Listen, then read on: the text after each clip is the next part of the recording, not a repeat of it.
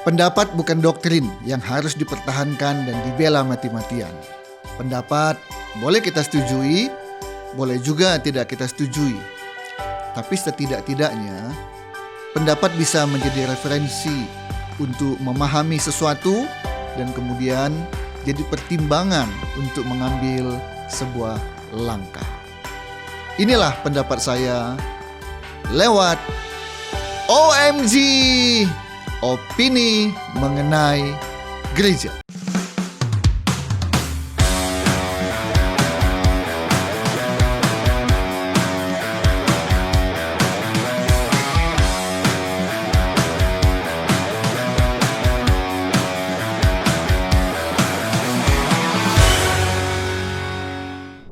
Puji Tuhan, OMG kali ini judulnya adalah individualisme di gereja. Para penonton yang dikasihi oleh Kristus, coba kita perhatikan di gereja masing-masing. Jadi gak usah lihat dulu gereja yang lain, kita konsentrasi pada gereja kita aja dulu. Pada saat kita datang beribadah, masuk ke dalam gereja, di halaman, di teras, kemudian masuk dalam gereja. Ada enggak antara satu jemaat dengan jemaat lain saling sapa? Halo, shalom, apa kabar? Kemudian salam menyalam satu dengan lain, kemudian masuk ke dalam ibadah. Kemudian setelah selesai ibadah, keluar, salam-salaman lagi. Apalagi misalnya ketika datang kan sendiri-sendiri, setelah ibadah bersama-sama, berarti berkumpul bersama-sama, keluar nanti bersama-sama. Nah, pada saat selesai ibadah, apakah masih dalam ibadah, di dalam ruang ibadah? Apakah selesai ibadah, sebelum pulang, sebelum keluar, ada salam-salaman satu dengan lain? Ada beramah-tamah, saling sapa satu dengan lain, atau keluar dulu deh gitu ya, sambil dijalankan kita bisa salam-salaman. Ada nggak yang begitu Bapak Ibu sekalian? Atau datang sendiri-sendiri, cari tempat duduk sendiri, udah duduk juga ya kadang begini dikit, atau nggak sama sekali, hanya duduk saja ikut ibadah. Pulang juga begitu, jalan masing-masing, ada yang ke tempat parkir, sebelahnya ada jemaat lain, ya tetap dia jalan, saya jalan, sama-sama jalan, tapi sama sekali tidak ada tegur sapa. Ada nggak yang begitu Bapak Ibu sekalian? Ya, kembali saya bilang, coba lihat gereja masing-masing. Kan tiap minggu, seminggu kadang ada 2-3 kali ibadah. Ya, minimal 1 kali aja lah tiap hari minggu. Ada nggak kondisi saat masuk dan saat keluar jemaat saling sapa, salaman, peduli dengan lain, senyum? Atau yang terjadi adalah datang sendiri-sendiri, pulang sendiri-sendiri, tidak ada salam-salaman, tidak ada tegur sapa. Yang mana yang terjadi di gereja Bapak Ibu sekalian? Semakin banyak jumlah jemaat, semakin besar gedung gereja, kondisi di mana datang saling sapa, pulang saling sapa, semakin sulit terjadi. Gereja semakin maju, semakin berkembang, jumlah bertambah jemaatnya, gedung gereja dibangun lagi makin besar, makin luas. Tapi satu jemaat dengan jemaat lain interaksinya minim sekali. Nah, inilah yang saya beri judul tadi, individualisme di dalam gereja. Apakah jemaat Tuhan sudah semakin individualis? Ya saya lah. Datang ibadah kan saya. Ya orang lain lah.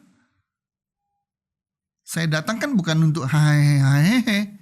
Saya datang kan untuk ibadah, ya udah datang ibadah pulang. Begitukah? Atau saatnya kita mulai berpikir ulang. Kita satu tubuh Kristus. Baik tidak kalau kita tidak nggak usah saling kenal lah. Sulit ya. Udah puluhan, 200-an, udah ribuan mau saling kenal satu lain, sulit, betul. Tapi tidak membuat alasan bahwa kita nggak bisa lagi salaman, kita nggak bisa saling sapa. Minimal waktu jalan, salam, pulang kemana, atau apalah yang bisa mempererat.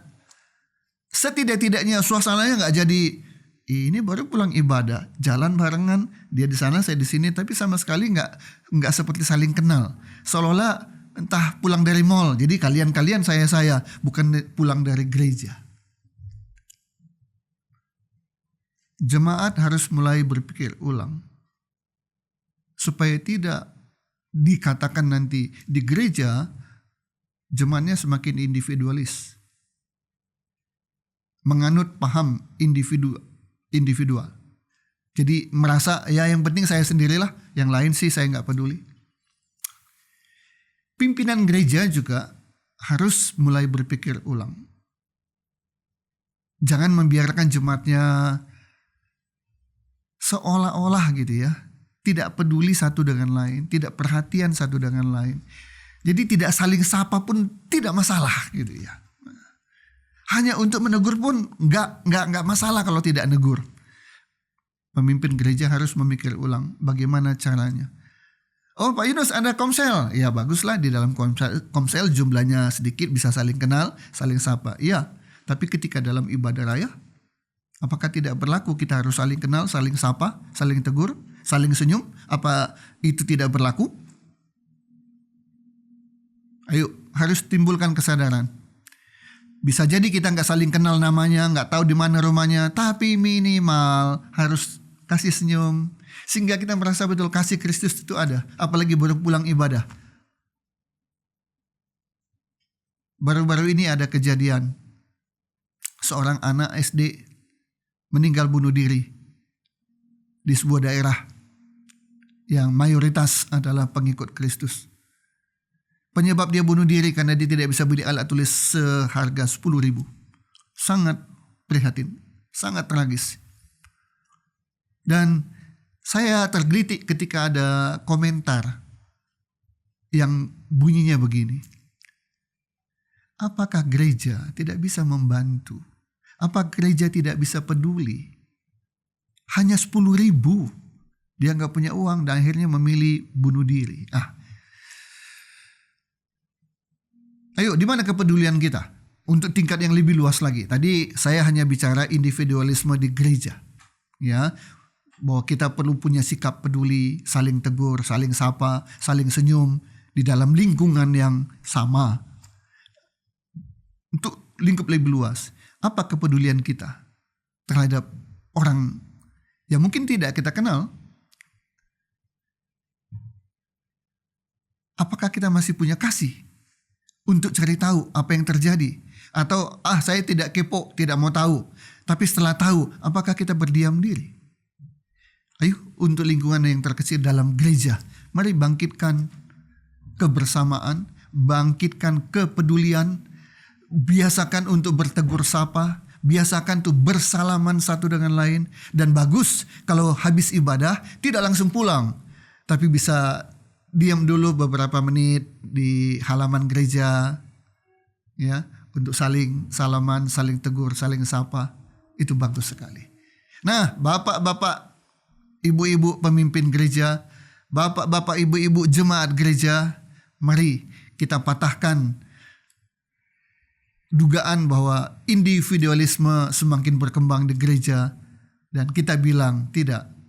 Kami semua adalah tubuh Kristus, saling peduli, saling menghargai, saling menyapa satu dengan lain.